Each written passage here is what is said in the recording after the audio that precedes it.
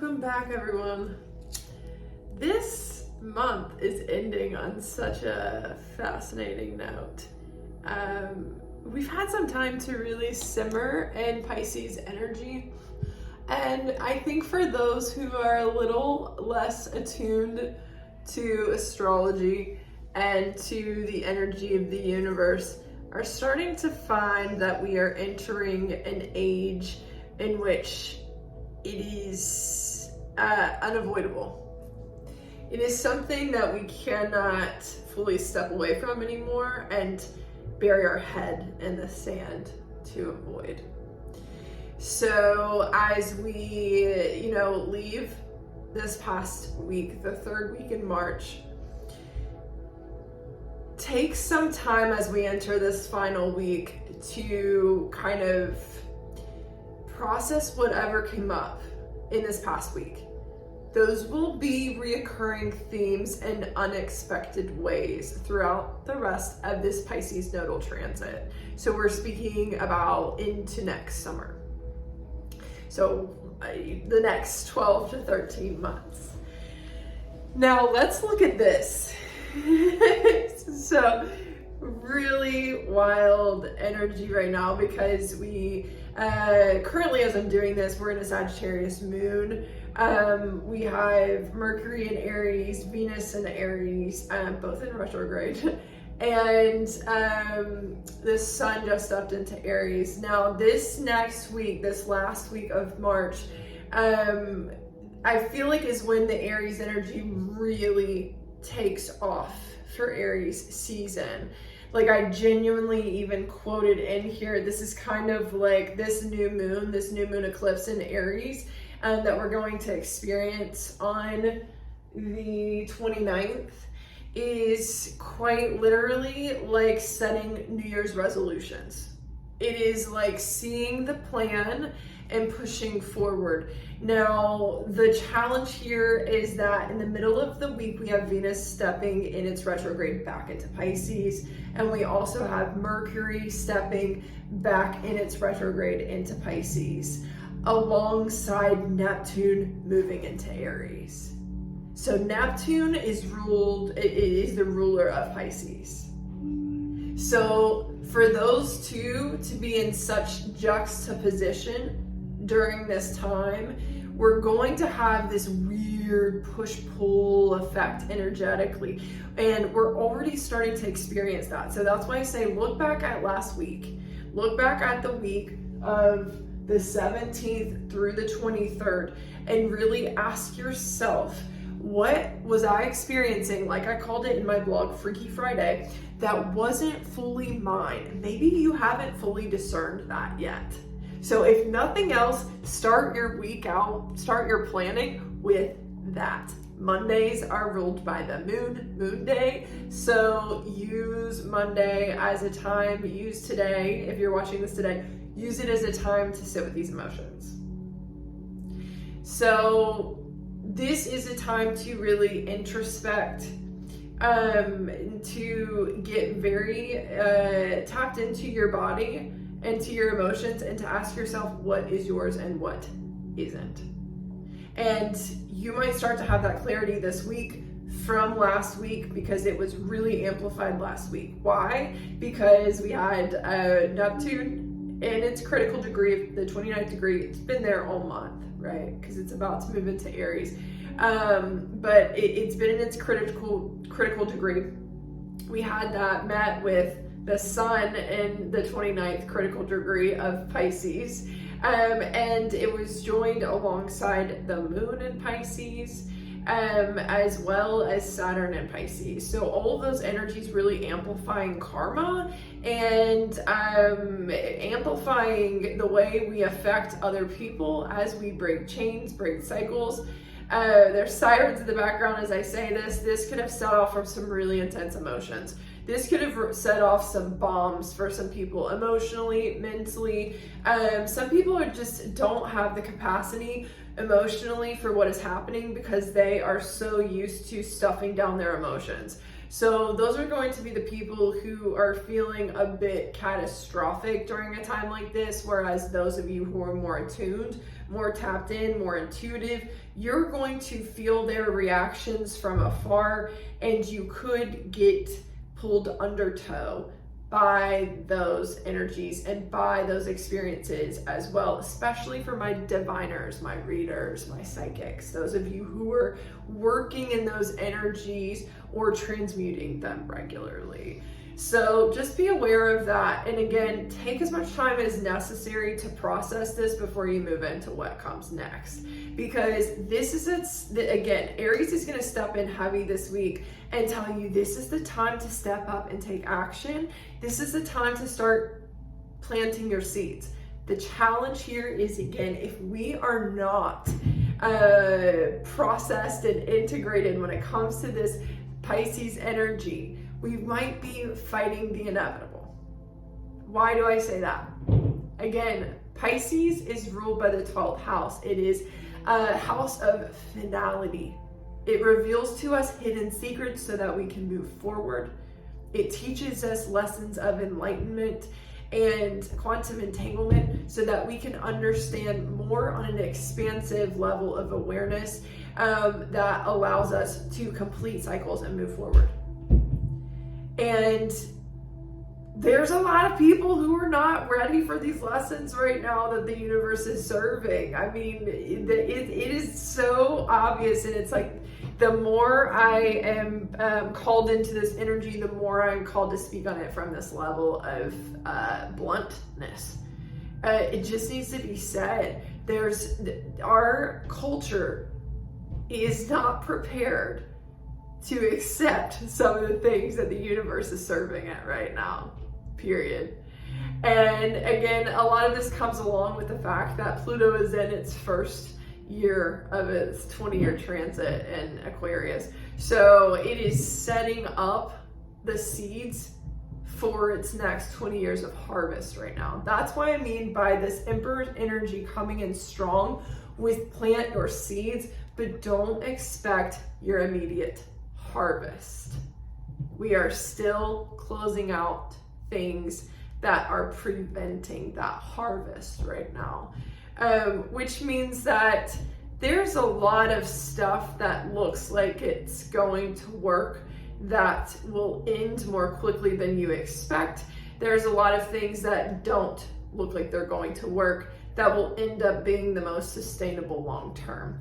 So that's where we have to get very withdrawn from the current events enough to be able to make sustainable moves and to feel confident in those moves. That's where we have to kind of let go of all of the outside noise. And it's funny because one of my neighbors is like being extremely loud right now, and they're just saying talk through it. This is literally what's going to be going on. You're gonna have people trying to beeline your path forward.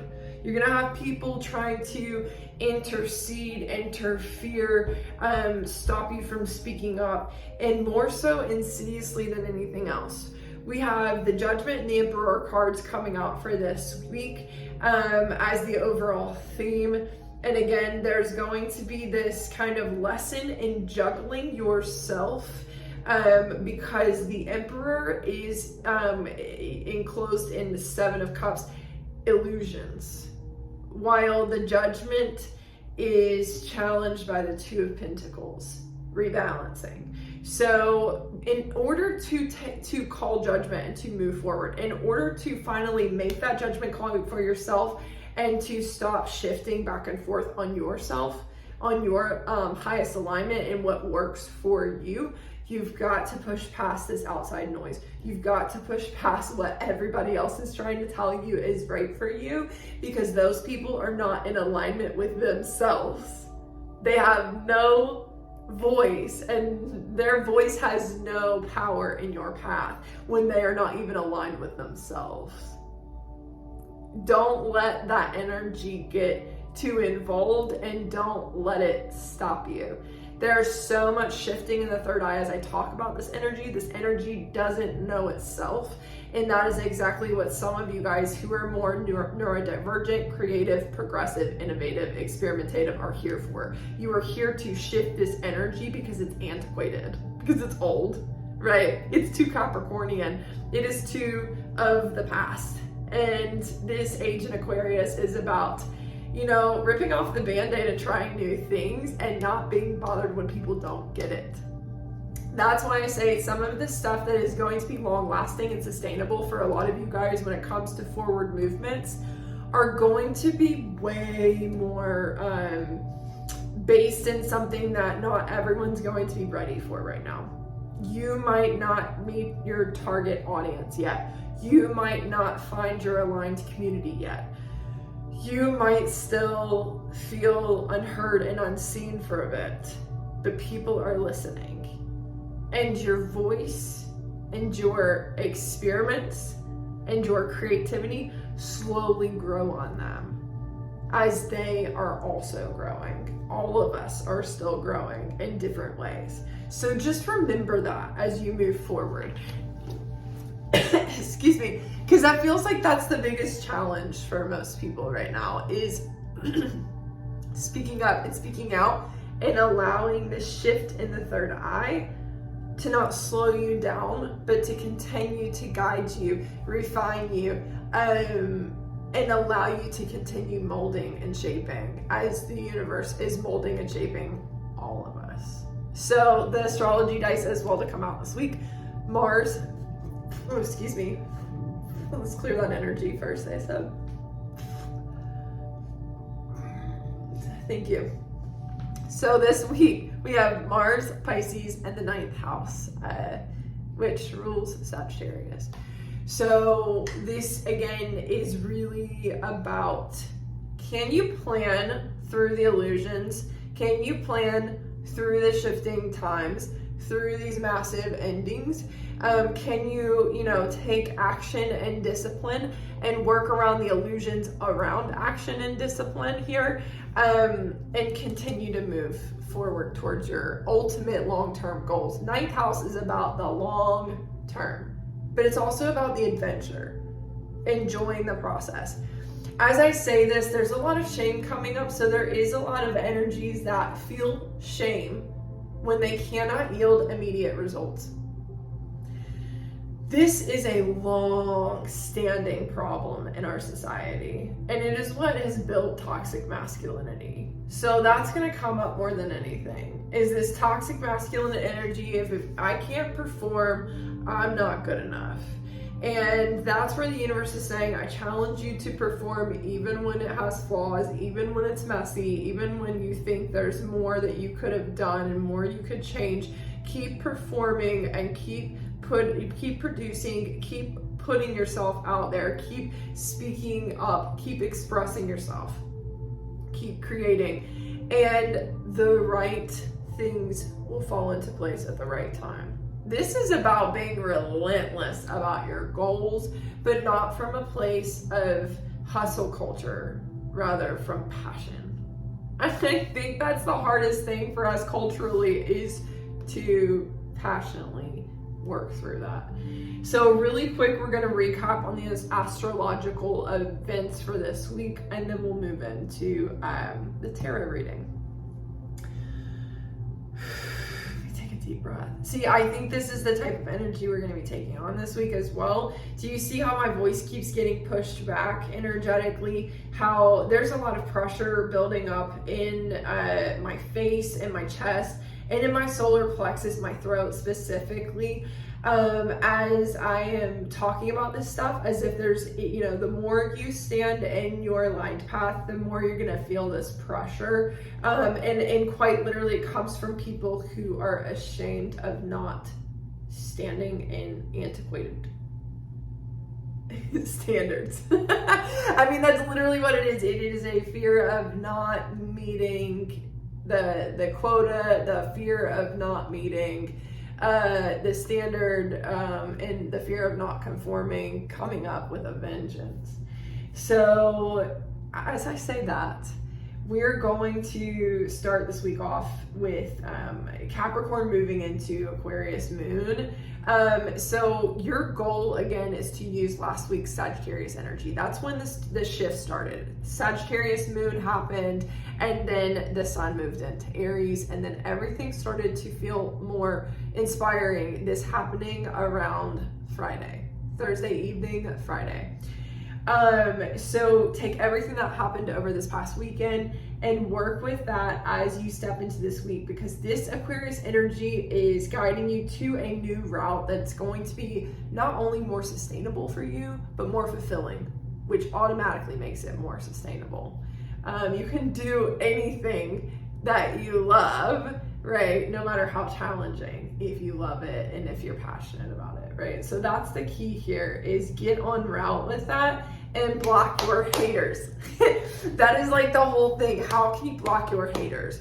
And it has nothing to do with fighting back. It has all to do with how you wield your passion, how you wield your power and your energy, how you shield, and how you transmute. So remember that as we move forward. On Thursday, that's when Venus retrogrades back into Pisces. So that's when it's about to get shifty again, because Venus is, already testing our willpower when it comes to self-love and self-care. And it's also affecting our attractive force when it comes to business, money, and love.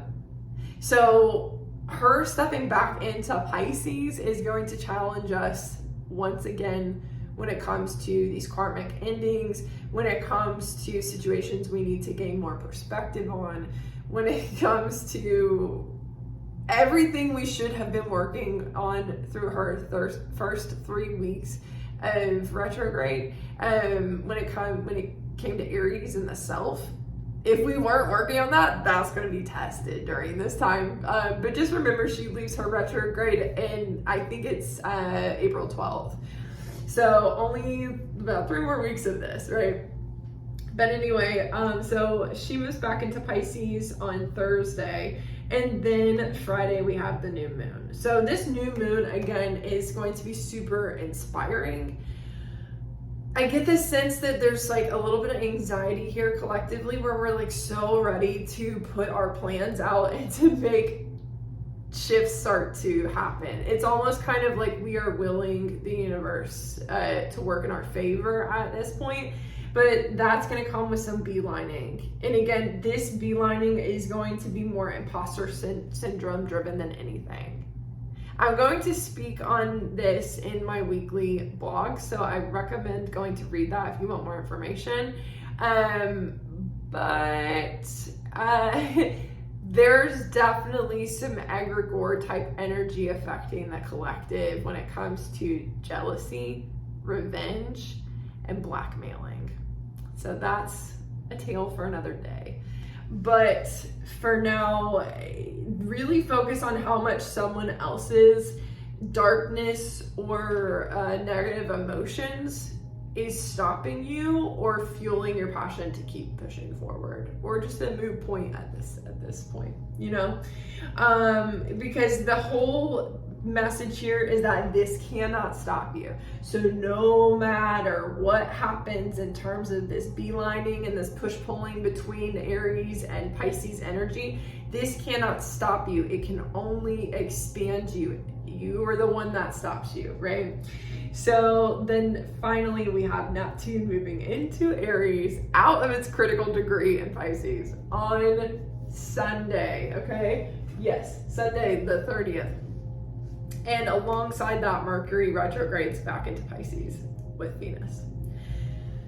So once again, we have these plans set. We're ready to start acting on them with this new moon. But here comes this retrograde and the push with Neptune. Now, Neptune, it's going to help a lot of people leave situations that are no longer meant for them, but it might confuse some of you. I would say, again, this is working in the favor of those of you who are more introspective, more neurodivergent, more creative, more imaginative. You work in Neptune and have been religiously almost with its travel through Pisces. You have been guided by that, you have grown through that, your creativity and your neurospiciness has taken on a new life of its own. You guys are going to probably thrive in Neptune and Aries. Now, there will be some people who thought they knew who they were, that especially this year with the nodal transit and North Node Pisces, are going to be mad challenged by this Neptune and Aries energy. This is when people are going to start questioning who they used to be. They're going to start questioning where they've been, what environments they've been a part of, what, group chats they need to step out of, and who no longer really serves their growth, their success, and their ability to thrive. Some people, I get the sense, are going to start to realize that the chaoticness, the gossip, the group, while it feels inclusive, is excessively exclusive, and not only to other people, but to themselves. It's pushing them, their own well-being, and it's pushing, their best interests to the side for the sake of instant gratification, short-term satisfaction of being validated by a small group. And this again, Neptune rules imagination. It's almost like the realization that having a small group where we gang up and on other people and we feel really cool, but just to ourselves, is actually way less successful than it seems. So it's kind of like as if Regina George finally realizes that high school is only 4 years of her life, and what happens as an adult. Do you know what I'm saying? Like, it's giving that type of energy. Now, Neptune's transit in Aries is going to last into the 2030s and almost the 2040s. It goes up until 2039, I believe. So, excuse me, clearing that energy once again. So again, knowing this, focus on yourself right now. Focus on yourself. Do not worry about anything else. That is the key to this energy.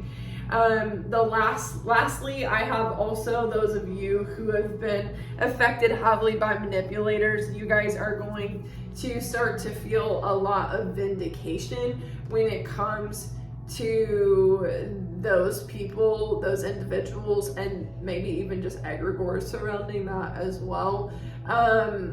The King of Cups energy here, but the kind that's sneaky, right? Again, it's giving this Emperor energy with the Seven of Cups, the illusions.